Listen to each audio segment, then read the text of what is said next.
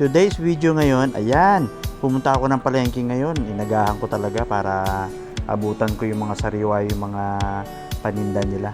Nag-iisip ako kung ano yung bibilhin ko eh. Nag-iisip ako kung baka ba, baboy ba, o manok ba yung bibilhin ko.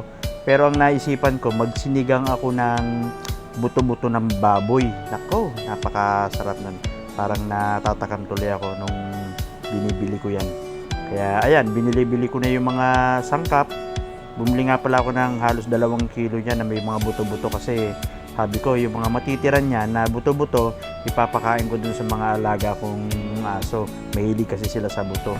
Kaya syempre ayun, bumili na rin ako ng mga sangkap kagaya ng kamatis, yan, ng mga bawang, sibuyas. Tapos hiniwa-hiwa ko na. Dinamihan ko ng kamatis kasi paborito ko talaga yung kamatis eh. Tapos sinamahan ko pa ng okra. Dahil isa yan sa mga paborito ko. Nag-iisip pa nga ako na bumili ng talong. Kaya lang, wala na ako nadaan ng talong eh. Yan. Gamit nga yung binili ko sa TikTok na food processor. Ayan, diyan ko inihiwa yung mga bawang ko kasi mabilis ang proseso niya. Hindi na ako nag-iisa-isa. Ayan. Kaya giling na giling talaga yan. Pinong-pino yung bawang yan. Kaya hindi mo mahalata na may bawang yung ating niluluto. Kaya siyempre mga bata ayaw ng bawang kadalasan, pero ako gusto ko yan kasi pampalasa talaga yan. Saka yung binili kong okra, ang ginawa ko dyan, in-steam ko lang yan kasi gusto ko talaga yung steam lang. Ginawa ko na rin yan ng sausawan ng toyo, kalamansi na may anong tawag dito, na may sibuyas, napakaraming sibuyas. Gusto ko talaga yan. Saka steam lang para medyo crunchy yung yung pinakang okra niya. At ayan, medyo umuusok-usok na nga. Takam na talaga kami kumain ni Kuya Heron dyan. Gutom na rin kami. At ito, nagpasiga na ako ngayon ng uling. Dito ko nga pala niluluto yan sa may uling. Kasi syempre mahal nga ang gas. So dahil sa nagtitipid ako, gumagamit ako ng uling. Kasi sa isang bilihan ko lang ng uling na halagang 30 pesos o 40 pesos.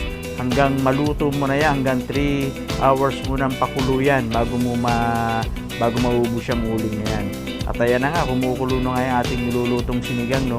Hindi ko muna nilagyan ng sangkap yan kasi kailangan natin tanggalin muna yung mga bula-bula na yan, yung mga parang kulay black na yan kasi yan yung nagsisilbing lansa yan sa niluluto natin. Kaya wag niyong kakalimutan ha, at wag niyo rin kakalimutan na lagyan ng luya kasi isa yan sa nagpapawala ng lansa ng ating niluluto. Kaya ayan, yung habang kumukulo na yung niluluto natin baboy, nilagyan ko na nga yan ng kamatis. Yun, gusto ko talaga yung kamatis na yan.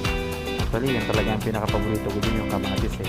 Eh dahil nga sa walang kamyas, dahil naubos na yung kamyas ko dun sa likod, nilagyan ko na lang talaga siya ng nor na pang-asim. Lalagyan ko sana ng kamyas yan eh. Kaya nga lang, dahil naubusan ako. Yan, nilagyan ko na lang ng nor at ayan, napaka-asim yan guys, napakasarap na. Ang sarap niyan sa may sausawan ng toyo, kalamansi, or di kaya patis na may sili at kalamansi.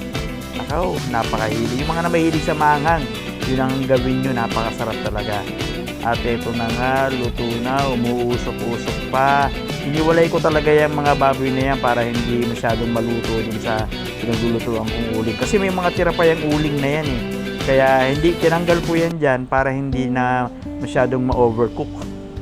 Para init-init na lang ako ng sabaw. Ganyan ang ginawa ko. So bukas, iba na naman ang lulutuin natin. Mag-iisip na naman ako yung lulutuin natin. Pero parang gusto ko bukas magpaksiw naman ng isda. So, bibili na lang ako ng kamyas sa palengke. Maraming salamat!